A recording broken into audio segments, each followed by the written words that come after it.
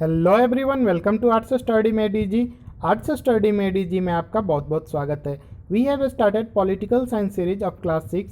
This is the fifth lecture of chapter first, that is understanding diversity.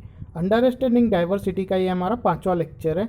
इससे पहले हम लोगों ने 4 लेक्चर कर रखा है। अगर आपने पिछले चारों लेक्चर्स को नहीं देखा तो डिस्क्रिप्शन में आपको प्लेलिस्ट का लिंक मिल जाएगा, वहाँ से आप पिछले चारों लेक्चर्स को एक्सेस कर सकते हैं। तो आज का हमारा टॉपिक है यूनिटी इन डाइवर्सिटी। तो अनेकता में एकता, इसका मीनिंग ये हुआ अनेकता में एकता। जैसा कि आप देख चुके हैं, अभी तक पढ़ चुके हैं कि इंडिया में कितना ज़्यादा डाइवर्सिटी है। हर एंगल से आप जिस भी कोने से, जिस भी तरीके से, जिस भी मेथड से आप देखो, आपको हर जगह डाइवर्सिटी दिखेगा। कहीं पे कल्चरल डाइवर्सिटी, कहीं पे रीजनल डाइवर्सिटी, लैंग्वेज के बेसिस पे डाइवर्सिटी, ठीक है। तो हर क्षेत्र में, हर मतलब तरीके से आप देखो तो डाइवर्सिटी आपको दिखेगा। फिर भी इंडिया आज एक है, तो उसके बारे में अब हम लोग पढ़ेंगे इस लेक्चर में। India's diversity has always been recognised as a source of its strength. तो हर जगह जो है डाइवर्सिटी थोड़ा बहुत एक तरह से प्रॉब्लम क्रिएट करता है, लेकिन इंडिया का जो डाइवर्सिटी है एक तरह से इंडिया के लिए क्या है, स्ट्रेंथ है, इंडिया को बल देता है। बाकी सब कुछ कंट्रीज हैं, जैसे यूरोपियन कंट्रीज है, तो उनके देश में अगर दूसरे धर्म के लोग हैं तो वो चाहते हैं एक तरह से हमको कमज़ोर कर रहे हैं, लेकिन इंडिया में ऐसा नहीं है। इंडिया में जितने ज़्यादा धर्म हैं, जितने ज़्यादा जाति हैं, जितने ज़्यादा लोग हैं, सब क्या है, एक तरह से यूनाइटेड है। जब ज़रूरत पड़ता है तो सब एक साथ आ जाते हैं। When the British ruled India, women and men from different cultural, religious and regional backgrounds came together to oppose them। तो जब ब्रिटिशर जो थे इंडिया को रूल कर रहे थे, तो जो पुरुष महिला, चाहे वो किसी भी कल्चर के हों, किसी भी रिलीजन के हो, किसी भी जगह के हो, उनको उससे कोई मतलब नहीं था। सब साथ आए और क्या किए, ब्रिटिशर्स का अपोज किए, ब्रिटिशर्स का सामना किए।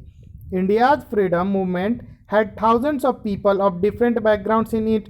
इंडिया का जो सत्याग्रह का आंदोलन चला, मूवमेंट चला फ्रीडम का, उसमें जो है काफ़ी हजारों लोग आए और हजारों लोग का अलग अलग बैकग्राउंड था, लेकिन फिर भी क्या हुआ, लोग साथ आए।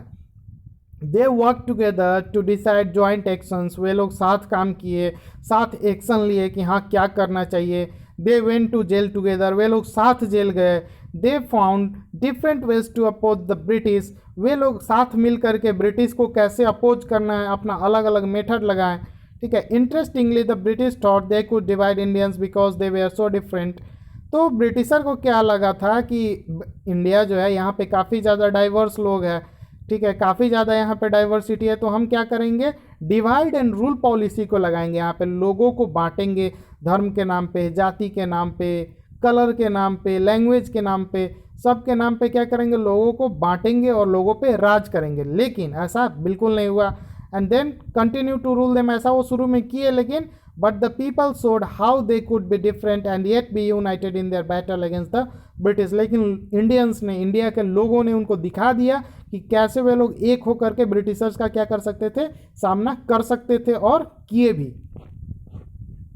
तो एक पोएम है जो लिखा गया है किसके द्वारा, इंडियन पीपल्स थिएटर एसोसिएशन के द्वारा, IPTA के द्वारा। एक जालियांवाला बाग कांड हुआ था, ये भी आपको 9th या 10th में पढ़ने को मिलेगा। तो उसके याद में, ठीक है, जालियांवाला बाग जो कांड हुआ था, उसके बाद वो लोग पोएम लिखे थे। तो एक तरह से फ्रीडम फाइटर्स के लिए, जो लोग उस मतलब हत्याकांड में, उस मैसाकर में अपना जान को मतलब कुर्बान कर दिए देश के लिए, उनके लिए एक पोएम लिखा गया है। तो इसमें क्या है देखते हैं हम लोग। Don't forget the days of blood O friend. तो अरे मेरे दोस्त लोग, वो दिन मत भूल जाना जिस दिन क्या होता था, काफ़ी खूनी दिन था, काफ़ी लोग मरे थे।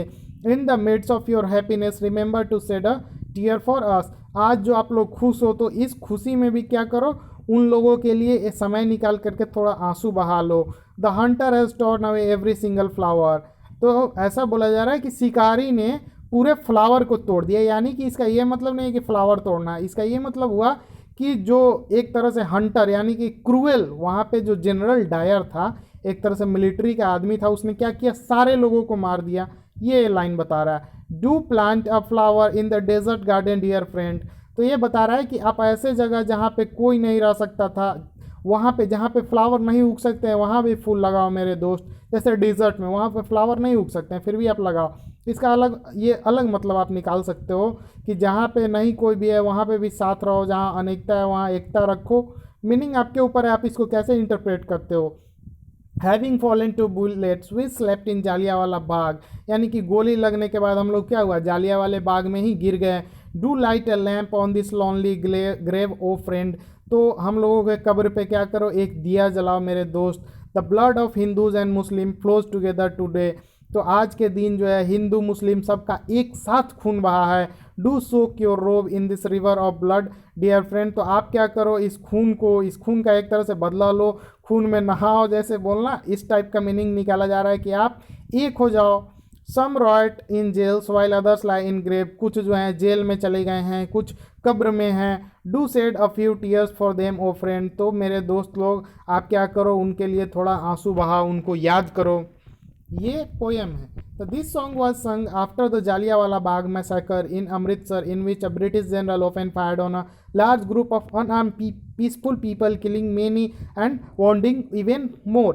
तो ये जो जालियावाला बाग हत्याकांड हुआ था कहाँ पे, अमृतसर में, जहाँ पे कुछ लोग इकट्ठा हुए थे, उनके पास कोई हथियार नहीं था, तो क्या किया गया, वहाँ का जो जनरल था, ब्रिटिशर था, जनरल डायर उसका नाम था, उसने क्या किया, दरवाज़ा को बंद करवा दिया ताकि कोई भी लोग बाहर नहीं जा सके, और ओपन फायर कर दिया, यानी कि सीधा गोली से भून देना बोलता है ना, तो सारे लोगों पे गोली चला दिया गया। हंड्रेड्स ऑफ लोग मारे गए उसमें। Men and women, Hindu, Sikhs and Muslims, rich and poor had gathered to protest against the British. पुरुष, महिला, Hindu, Sikh, Muslim, rich, poor यानी कि धनी, गरीब, सब एक साथ आकर के वहाँ पे प्रोटेस्ट किए थे ब्रिटिशर्स के खिलाफ, लेकिन ब्रिटिशर ने ये एक्शन लिया था। तो this song was composed and sung to honour the memory of those brave people, तो ये उन पुरुष के लिए, वो उन महिलाओं के लिए, हिंदू, सिख, मुस्लिम, ये सब के लिए ये पोएम जो है लिखा गया है, उन बहादुर लोगों के लिए एक तरह से। Songs and symbols that emerged during the freedom struggle serve as a constant reminder of our country's rich tradition of respect for diversity। तो ये जो सॉन्ग्स है, यानी कि ये जो गाने बनाए गए हैं, कुछ सिंबल है, जैसे हमारे नेशनल फ्लैग जो है एक तरह से सिंबल का काम करता है, तो ये सब जो फ्रीडम स्ट्रगल के टाइम में ये सॉन्ग्स वगैरह आया, तो ये हमको कॉन्स्टेंटली याद दिलाते रहता है इंडिया का काफ़ी जो रिच ट्रेडिशन है, यहाँ का जो कल्चर है, हमारे डाइवर्सिटी को रिस्पेक्ट करने के लिए ये सब क्या करता है, एक तरह से याद दिलाते रहता है। Do you know the story of the Indian flag, क्या आपको इंडियन फ्लैग के स्टोरी के बारे में पता है? It was use as a symbol of protest against the British by people everywhere. तो ये जो इंडियन फ्लैग था ना, तो इसको एक तरह से सिम्बॉल की तरह यूज किया जाता था। कहाँ पे, ये जहाँ पे लगा दिया जाता था, इसका मतलब ये होता था कि हम ब्रिटिशर को अपोज कर रहे हैं, इसका ये मतलब होता था। फ्लैग का आज जो है वो नेशनल फ्लैग बना है, लेकिन पहले जो था ये एक तरह से जहाँ लगाया जाता था वहाँ इसका ये मतलब होता था कि हम ब्रिटिश आपके सत्ता को नहीं मानते हैं, हम आपका एक तरह से विरोध कर रहे हैं, ऐसा दिखाने के लिए इसका सिंबल का यूज होता था। In his book the discovery of India, Jawaharlal Nehru says that, तो जवाहरलाल नेहरू का एक काफ़ी प्रसिद्ध पुस्तक है द डिस्कवरी ऑफ इंडिया, यानी कि भारत की खोज। तो उसमें वो बताते हैं कि Indian unity is not something impose from outside but rather it was something deeper and with in its fold. The widest tolerance of belief and custom was practised and every variety acknowledged and even encouraged. तो नेहरू बताते हैं कि ये जो India का जो अनेकता में एकता है, जैसे यहाँ का जो डाइवर्सिटी है, यहाँ का जो लोगों में यूनिटी है, ये बाहर के लोगों के नहीं आया, ये यहाँ के लोगों में स्वयं उत्पन्न हुआ है। यहाँ के लोग के अंदर जो है काफ़ी ज़्यादा वाइडेस्ट टॉलरेंस है, किसके लिए, बिलीफ है, कस्टम है, ये लोग जो प्रैक्टिस करते हैं, every variety of acknowledged and even encouraged. तो ये सब एक तरह से एकजुट हुए हैं, इनकरेज हुए हैं, ये सब खुद से अपने आप से आया है, ये किसी के बाहरी के प्रभाव से नहीं आया है, ये इंडिया का यूनिटी।